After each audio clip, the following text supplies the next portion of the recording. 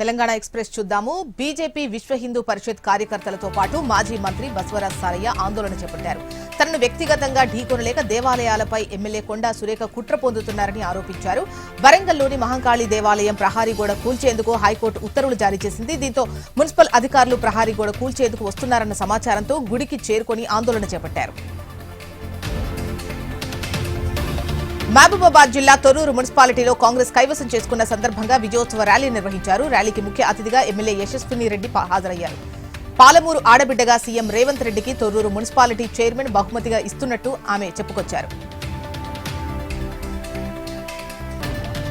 భద్రాద్రి కొత్తగూడెం జిల్లాలో రైతులు ఆందోళన చేపట్టారు. సీతాయిగూడెంలోని వెళ్లరావు ప్రాజెక్టు అలుగు నిర్మాణ పనులకు నాసిరకమైన ఇసుక మెటీరియల్ వాడుతున్నారని రైతులు ఆందోళన బాటపట్టారు.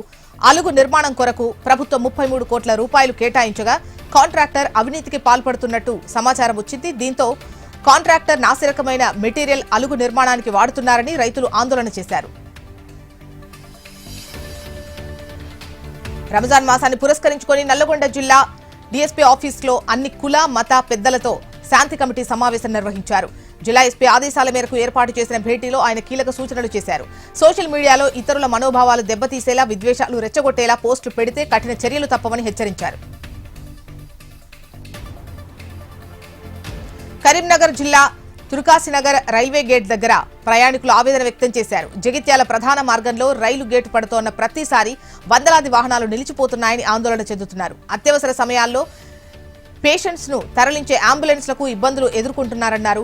వెంటనే ప్రభుత్వం స్పందించి ఓవర్ బ్రిడ్జ్ నిర్మించాలని ప్రజలు కోరుతున్నారు. సిరిసిల్ల జిల్లా వేములవాడలో విషాదం చోటు చేసుకుంది. గత కొంతకాలంగా దివ్య అనే మహిళ అనారోగ్య సమస్యలతో బాధపడుతోంది. దీంతో ఆమె మనస్తాపానికి గురై ఆత్మహత్యకు పాల్పడింది. గమనించిన బంధువులు ఆసుపత్రికి తరలించగా అప్పటికే మృతి చెందినట్టు వైద్యులు నిర్ధారించారు. సమాచారం అందుకున్న పోలీసులు ఘటనపై కేసు నమోదు చేసి దర్యాప్తు చేపట్టారు.